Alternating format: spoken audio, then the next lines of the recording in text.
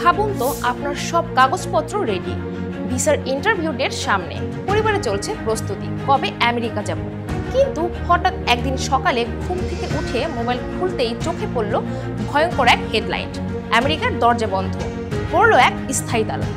মার্কিন president Donald Trump সম্প্রতি এক বিস্ফোরক ঘোষণা দিয়েছেন, যা সারা পৃথিবীর লাখো অভিবাসন প্রত্যাশীর ভবিষ্যৎকে ঝুলিয়ে দিয়েছে।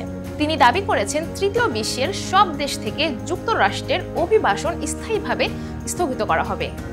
দর্শক, আজকের ভিডিওতে আমরা জানব কেন হঠাৎ এই সিদ্ধান্ত, তৃতীয় বিশ্ব বলতে আসলে কোন দেশগুলোকে বোঝানো হয়েছে, স্থায়ী স্থগিত মানে আইনিভাবে আসলে কি, বাস্তবে অভিবাসীদের উপর কি ধরনের প্রভাব পড়তে পারে। চলুন দর্শক, শুরু করা যাক। ঘোষণার পেছনের কারণ। এই কঠোর ঘোষণার সূত্রপাত ঘটে ওয়াশিংটন ডিসিতে ঘটে যাওয়া এক মর্মান্তিক হামলার পর। বুধবার রাতে ন্যাশনাল গার্ডের 2 সেনা সদস্যকে গুলি করা হয়, এর মধ্যে একজন নিহত হন। এই হামলার প্রধান সন্দেহভাজন রহমানুল্লাহ লাখানওয়াল, 29 বছর বয়সী এক আফগান নাগরিক। তিনি 2021 সালে আফগানিস্তান থেকে মার্কিন সেনা প্রত্যাহারের পর বিশেষ অভিবাসন সুরক্ষার আওতায় যুক্তরাষ্ট্রে প্রবেশ করেছিলেন। হামলার পরদিনই ট্রাম্প এটিকে সন্ত্রাসী হামলা বলে আখ্যা দেন।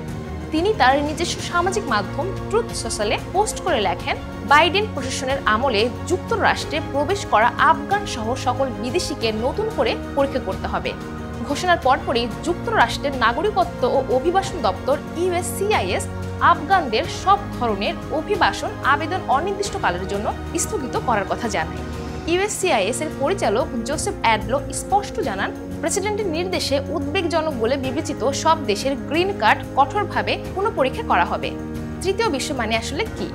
ট্রাম্প তার পোস্টে তৃতীয় বিশ্বের সব দেশ থেকে অভিবাসন বন্ধের কথা বলেও তিনি নির্দিষ্ট করে কোনো দেশের নাম উল্লেখ করেননি, আর এতেই শুরু হয়েছে সবচেয়ে বড় অস্পষ্টতা।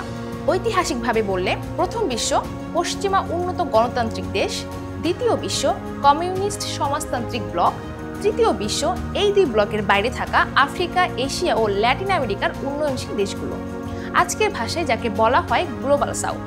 ট্রাম্প প্রশাসন গত জুন মাসে 19টি দেশের উপর ভ্রমণ ও অভিবাসন নিষেধাজ্ঞার তালিকা প্রকাশ করে।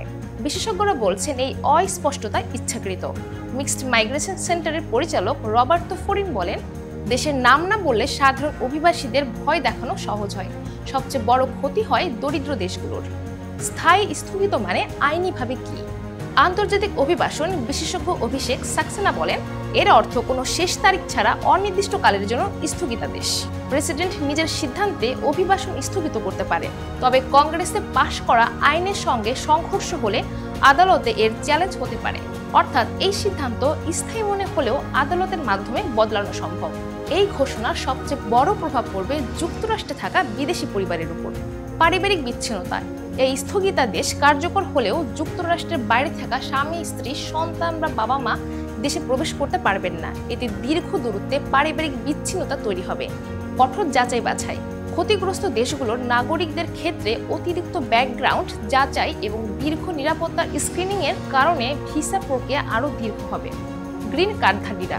সবচেয়ে উদ্বেগের বিষয় হলো নিষেধাজ্ঞার তালিকায় থাকা দেশগুলো গ্রিন কার্ডগুলো পুনঃপরীক্ষা করা হবে। যদিও যথাযথ আইনি প্রক্রিয়া ছাড়া গ্রিন কার্ড বাতিল করা যায় না, তবুও কঠোর যাচাই বাছাইয়ের মুখে পড়তে হবে।